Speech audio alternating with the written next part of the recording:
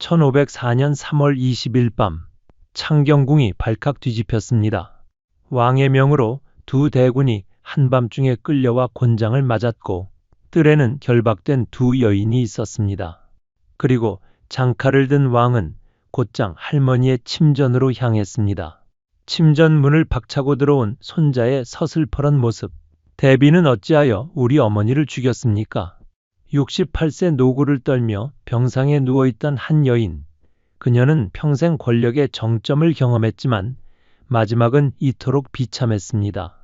그녀의 이름은 한씨. 죽어서 소해왕후라는 시호를 받았지만 생전에는 주로 인수대비로 불렸습니다. 하지만 누가 상상이나 했을까요?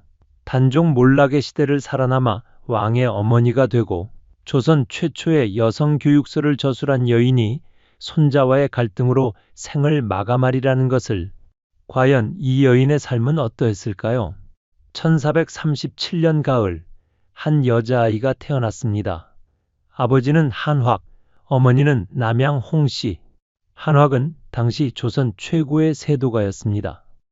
그의 누이 두 명이 명나라 영락제와 선덕제의 후궁이 되었기 때문입니다. 큰 고모는 영락제의 총애를 받았던 강의 장수겹이, 작은 고모는 선덕제의 후궁인 공신 부인이었습니다.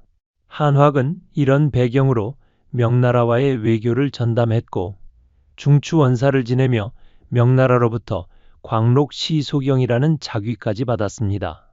막내딸로 태어난 한씨는 이런 권세가 집안에서 성장했습니다. 그런데 이 집안의 여인들에게는 공통점이 있었습니다. 모두 미모가 뛰어났다는 것입니다. 1450년 한씨는 14세의 나이로 혼인을 하게 됩니다. 상대는 수양대군의 맏아들 도원군이었습니다. 당시 문종이 병약하고 어린 세자만 있는 상황에서 수양대군은 정치적 입지를 넓히기 위해 세도가 한확과의 혼사를 추진했습니다. 한씨와 도원군의 혼인은 정략적인 성격이 강했지만 한씨에게는 운명을 바꿀 계기였습니다. 1455년 한씨의 인생에 큰 변화가 찾아옵니다. 시아버지 수양대군이 조카 단종을 몰아내고 왕위에 오른 것입니다. 계유정난이었습니다. 19세의 한씨는 하루아침에 세자빈이 되었습니다. 남편 도원군은 의경세자로 책봉되었고 한씨는 정빈이라는 호칭을 받았습니다. 훗날 수빈으로 고쳐 불렸습니다. 세자빈이 된 한씨는 시부모를 극진히 섬겼습니다. 세조는 며느리를 아껴 효부라는 도장까지 만들어 하사했습니다. 하지만 한씨에게는 특별한 별명이 하나 있었습니다. 바로 폭빈이었습니다. 시부모인 세조와 정의왕후가 농담삼아 붙인 이름이었습니다. 연려실 기술에는 이런 기록이 있습니다. 대비는 천품이 엄정하여 왕손들을 기르되 조금이라도 과실이 있으면 덮어주지 않고 곧 얼굴빛을 바로하고 경계하였으므로 시부모는 농담으로 폭빈이라 하였다고 합니다.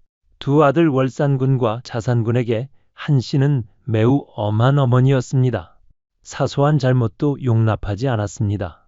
그런데 1457년 한씨의 인생에 비극이 찾아옵니다. 그해 9월 남편 의경세자가 갑자기 세상을 떠난 것입니다. 나이는 겨우 20세, 한씨는 21세였습니다. 둘째 아들 자산군을 낳은 지 2달도 되지 않았을 때였습니다. 더 비극적인 것은 그의 아버지 한확도 명나라 사행에서 돌아오는 길에 객사했다는 것입니다. 한 해에 남편과 아버지를 모두 잃은 한씨. 그녀 앞에는 4세의 장남 월산군, 2세의 딸 명숙공주, 그리고 생후 5개월의 차남 자산군이 있었습니다. 세자 자리는 시동생 해양대군에게 넘어갔습니다. 세자빈 자리도 아랫동서에게 물려주어야 했습니다. 한씨는 어린 세 자녀를 데리고 출궁해야 했습니다. 세조는 며느리를 안쓰럽게 여겨 궁에 계속 머물도록 했지만 한씨는 스스로 사양했습니다. 세조는 특별히 집을 지어주었습니다. 바로 현재의 덕수궁 자리였습니다. 의경세자의 사당 옆에 건설된 이 집은 일반 사대부나 왕족의 사저보다 규모가 크고 웅장했습니다. 훗날 선조가 임진왜란 중 임시 거처로 사용하게 되는 바로 그 집이었습니다. 한 씨는 그곳에서 아이들을 키우며 조용히 지냈습니다. 하지만 그녀는 결코 무기력하게 시간을 보내지 않았습니다. 자식 교육에 철저했고 스스로도 학문을 게을리하지 않았습니다. 그리고 가장 중요한 것은 시어머니 정의왕후와의 관계를 돈독히 유지했다는 것입니다. 세조는 수빈의 거처를 지키기 위해 군사 10명을 보냈습니다. 궁 밖에 있는 며느리에 대한 세조의 애정이 각별했음을 알 수 있습니다. 하지만 한 씨에게 가장 중요했던 것은 자식들이었습니다. 특히 차남 자산군의 미래를 위해 그녀는 전략적인 혼사를 추진합니다. 1467년 한 씨는 둘째 아들 자산군을 당대 최고 권력자 한명회의 딸과 혼인시켰습니다. 이 혼사는 훗날 자산군의 운명을 바꾸는 결정적 계기가 됩니다. 한 씨는 권력의 작동 방식을 정확히 꿰뚫고 있었습니다. 1468년 세조가 승하하고 해양대군이 예종으로 즉위합니다. 하지만 예종은 재위 13개월 만에 요절했습니다. 조정은 혼란에 빠졌습니다. 누가 왕위를 이을 것인가? 예종의 아들은 아직 어렸습니다. 왕실의 가장 어른인 정의왕후가 결단을 내립니다. 의경세자의 둘째 아들 자산군을 후계자로 정한 것입니다. 1469년 자산군은 13세의 나이로 왕위에 오릅니다. 그가 바로 성종입니다. 21세에 궁을 떠났던 한 씨는 12년 만에 다시 궁으로 돌아왔습니다. 이제 그녀는 왕의 어머니였습니다. 남편 의경세자는 의경왕을 거쳐 덕종으로 추존되었고 한 씨도 인수왕비를 거쳐 인수왕대비가 되었습니다. 정의왕후가 수렴청정을 하는 동안 한 씨의 역할도 컸습니다. 정의왕후는 한글은 알았지만 한문에 박지 못했습니다. 한 씨는 유교 경전은 물론 범어에도 조예가 깊었습니다. 정의왕후는 문자를 아는 며느리 수빈이 수렴청정에 적합할 것이라며 사양하기도 했습니다. 1475년 한 씨는 부녀자들의 교육을 위해 내운을 편찬합니다. 당시 남성과 여성의 역할은 엄격히 구분되었고 특히 궁중 여성들에게는 더욱 엄격한 규범이 적용되었습니다. 한 씨는 중국의 연려, 여교, 소학, 명감에서 필요한 내용을 뽑아 3권 사책으로 정리했습니다. 내운에서 한 씨는 이렇게 말합니다. 얘기에도 8살이 되면 비로소 글을 가르치고 15살이 되면 학문의 뜻을 두게 한다고 했는데 어찌 딸에 대해서만은 이를 따르지 않는 것인가? 여성도 글을 배우고 수신해야 한다는 것이 그녀의 주장이었습니다. 조선시대 여성교육의 획기적인 전환점이었습니다. 한 씨는 불교에도 깊은 조예가 있었습니다. 1472년에는 전국에 흩어진 불경 목판을 수집해 29편 2815권의 방대한 불경을 간행했습니다. 산스크리트어로 된 불경을 한글로 번역하기도 했습니다. 성종이 불교 억압 정책을 추진하자 한 씨는 강력히 반대했습니다. 1492년 도첩제 폐지에 대해서도 한 씨는 목소리를 높였습니다. 승려가 늘어나는 것은 그들이 놀고 먹으려는 것이 아니라 백성을 정상적으로 살 수 없게 만드는 그릇된 정치 때문이라고 역설했습니다. 왕의 어머니로서 그녀의 영향력은 컸습니다. 하지만 한 씨의 인생에 또 한 번의 그늘이 드리워집니다. 성종의 계비 윤 씨 문제였습니다. 1476년 왕비가 된 윤 씨는 투기가 심했습니다. 성종의 얼굴을 손톱으로 핥히는 일까지 벌어졌습니다. 한 씨는 며느리 윤 씨를 용납할 수 없었습니다. 1479년 윤 씨는 폐비되어 사가로 쫓겨났습니다. 신하들은 세자의 생모라는 점을 들어 그녀를 살려두자고 했습니다. 하지만 1482년 8월 16일 윤 씨는 결국 사약을 받고 죽었습니다. 성종이 주도한 일이었지만 한 씨도 아들의 결정을 지지했습니다. 정의왕후 역시 적극적이었습니다. 윤 씨의 죽음은 훗날 엄청난 후폭풍으로 돌아왔습니다. 윤 씨의 아들이 왕위에 오르면 어떻게 될까요? 한 씨는 윤 씨의 아들인 원자보다 정현 왕후의 아들 진성대군을 편애했다고 합니다. 하지만 역사는 그녀의 바람대로 흘러가지 않았습니다.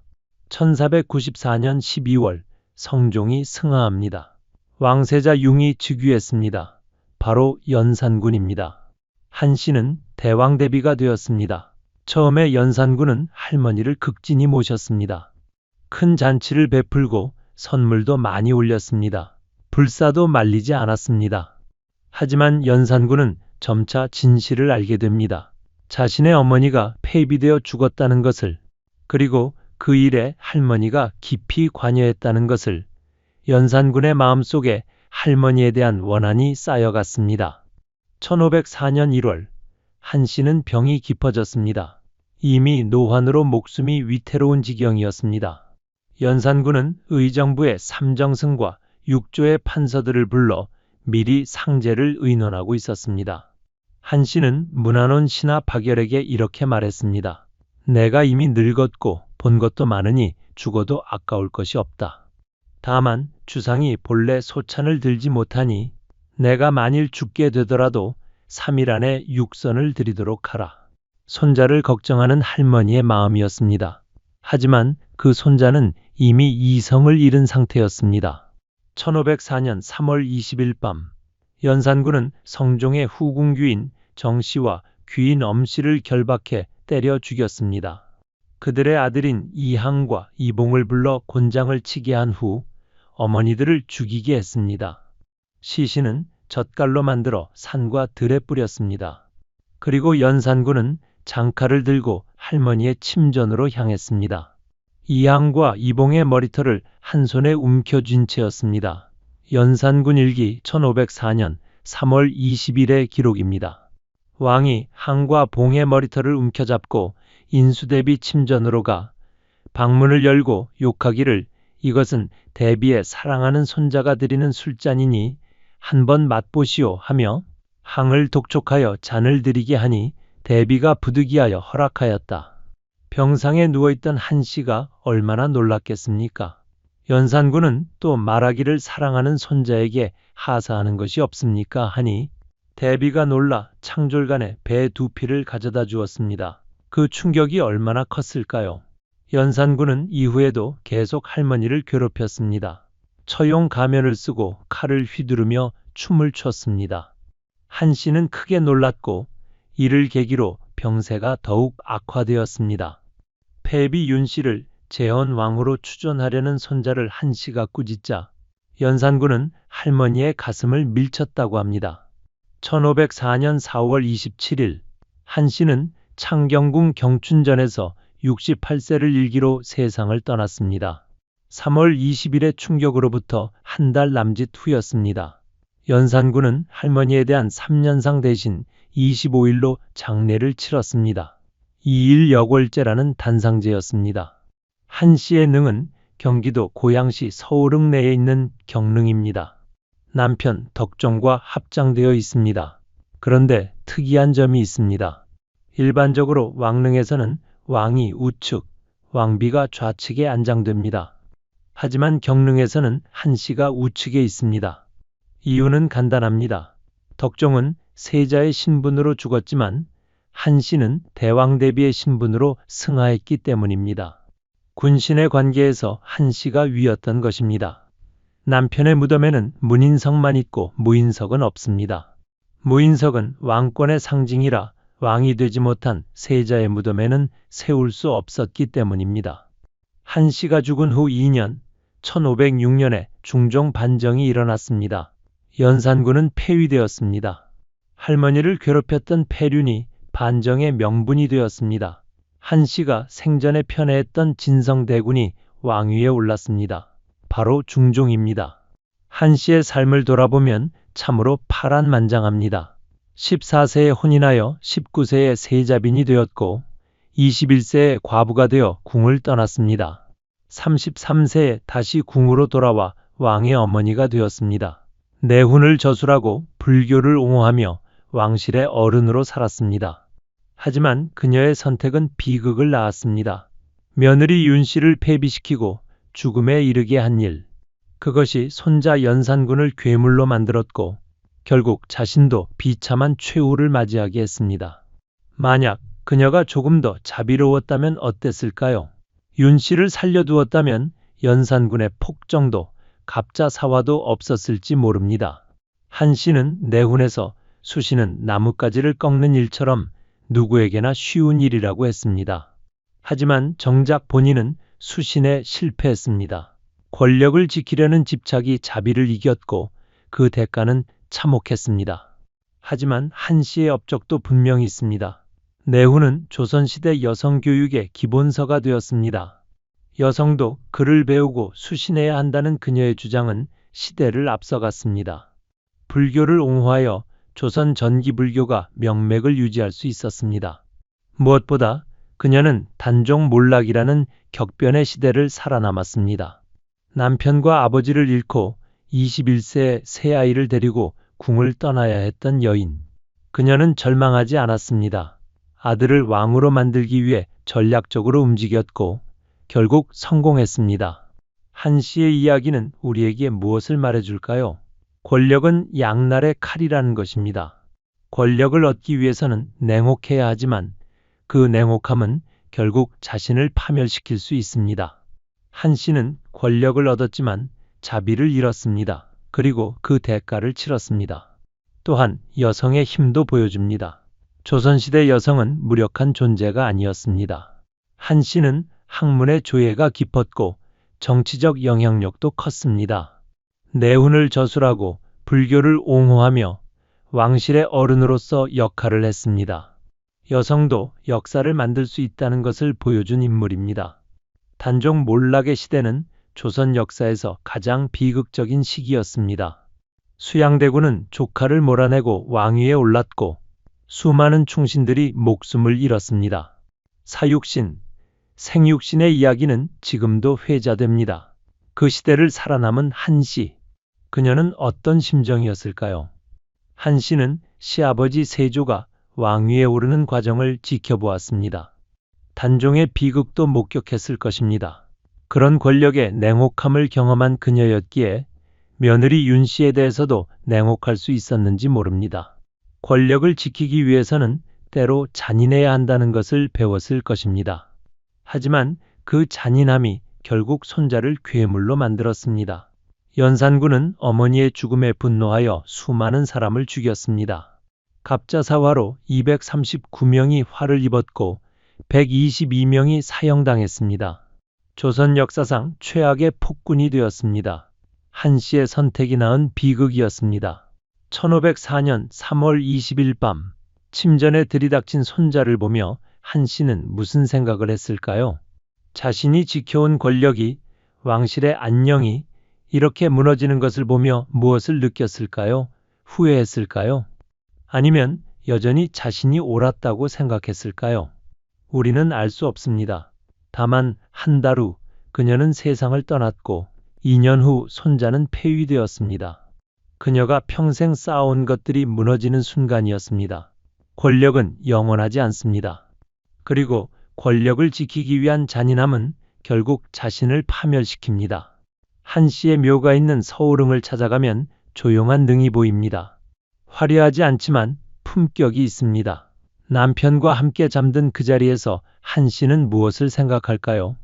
자신의 삶을 돌아보며 후회할까요? 아니면 그저 평화롭게 쉬고 있을까요? 한 씨의 이야기는 오늘날 우리에게도 교훈을 줍니다. 권력과 자비의 균형, 목표를 이루기 위한 냉혹함과 인간적인 따뜻함의 균형, 그것을 잃으면 어떻게 되는지를 보여줍니다. 한 씨는 권력을 얻었지만 자비를 잃었고 결국 비극으로 끝났습니다. 하지만 동시에 한 씨는 역경 속에서도 포기하지 않은 여인이었습니다. 21세에 과부가 되어 궁을 떠났지만 아들을 왕으로 만들었습니다. 학문을 게을리하지 않았고 내훈을 저술하여 여성교육에 기여했습니다. 불교를 옹호하여 문화적 다양성을 지켰습니다. 한 씨의 삶은 명과 암이 공존합니다. 위대한 업적과 비극적인 선택, 강인한 의지와 냉혹한 결정, 그 모든 것이 한 씨라는 인물을 만들었습니다. 우리는 그녀의 업적을 기억하면서도 그녀의 실수에서 교훈을 얻어야 합니다. 단종 몰락의 시대를 살아남아 왕의 어머니가 된 여인, 조선 최초의 여성교육서를 저술한 학자, 하지만 며느리를 죽음으로 내몰아 손자를 괴물로 만든 할머니, 소해왕후 한씨. 그녀의 이야기는 복잡하고 모순적이지만 그렇기에 더욱 인간적입니다. 역사는 흑과 백으로 나뉘지 않습니다. 한씨처럼 위대한 업적을 남기면서도 큰 실수를 저지른 인물들이 많습니다. 우리는 그들의 업적을 기리면서도 그들의 실수에서 배워야 합니다. 권력을 추구하되 인간성을 잃지 말아야 합니다. 목표를 이루되 수단을 정당화하지 말아야 합니다. 지금까지 소해왕후 한씨의 이야기였습니다. 구독과 좋아요는 더 많은 역사 이야기를 만드는 큰 힘이 됩니다. 다음에 또 흥미진진한 역사 이야기로 찾아뵙겠습니다. 감사합니다.